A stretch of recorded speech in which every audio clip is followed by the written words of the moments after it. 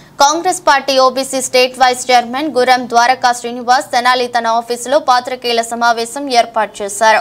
ఈ పాత్రికా సమావేశంలో పాల్గొన్న ద్వారకా శ్రీనివాస్ మాట్లాడుతూ గత 4 రోజుల నుంచి కురుస్తున్న భారీ వర్షాల వలన పంట పొలాల్లో నీరు భారీగా చేరి వరి పంటకు తీవ్ర నష్టం కలిగిందని, గతంలో సరైన పంట లేకపోవడం వలన నష్టపోయిన రైతుకు ఈసారి పంట ద్వారానైనా అప్పు తీర్చుకోవచ్చని ఆశపడుతున్న సమయంలో కురుస్తున్న వర్షాలు నిరాశకు గురి చేశాయని, ప్రభుత్వం తక్షణమే నష్టపోయిన రైతును గుర్తించి ఎకరాకు 10,000 రూపాయలు నష్టపరిహారం చెల్లించాలని డిమాండ్ చేశారు.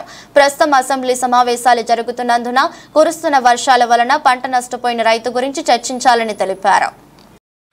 అందరికీ నమస్కారం. నా పేరు గురం ద్వారకా శ్రీను.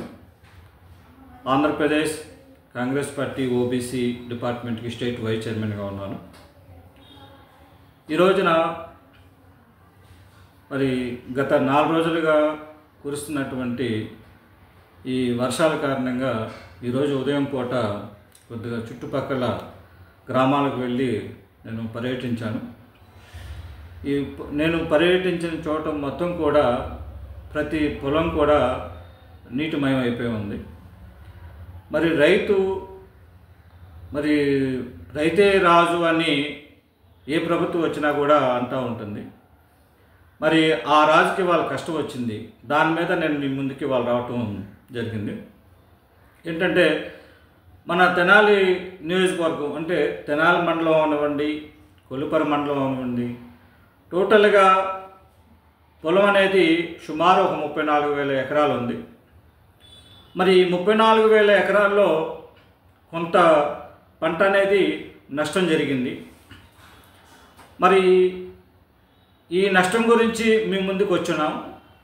తర్వాత ఇంకోటి ఏంటంటే అసెంబ్లీ సమావేశాలు అనేది జరుగుతున్నవి. మరి ఈ అసెంబ్లీ సమావేశాల్లో కూడా ఇప్పుడున్నటువంటి ప్రభుత్వాన్ని నేను కోరేది ఏంటంటే రైతులను గురించి కూడా మీరు రైతులని దృష్టిలో పెట్టుకొని వారిని గురించి కూడా మరి జరిగిన నష్టం గురించి కూడా మీరు చర్చిస్తారని నేను కోరుకుంటున్నాను. మరి కోరుకుంటూ మరి ప్రతి రైతు అంటే కౌలుదారు అవనివ్వండి, లేకపోతే సొంతంగా వేసిన అవనివ్వండి, నష్టపోయిన ప్రతి రైతు కూడా 10,000 రూపాయలు నష్టపరిహారం కింద ఇవ్వాలని నేను కాంగ్రెస్ పార్టీ తరఫున మిమ్మల్ని కోరుతున్నాను. Thank you.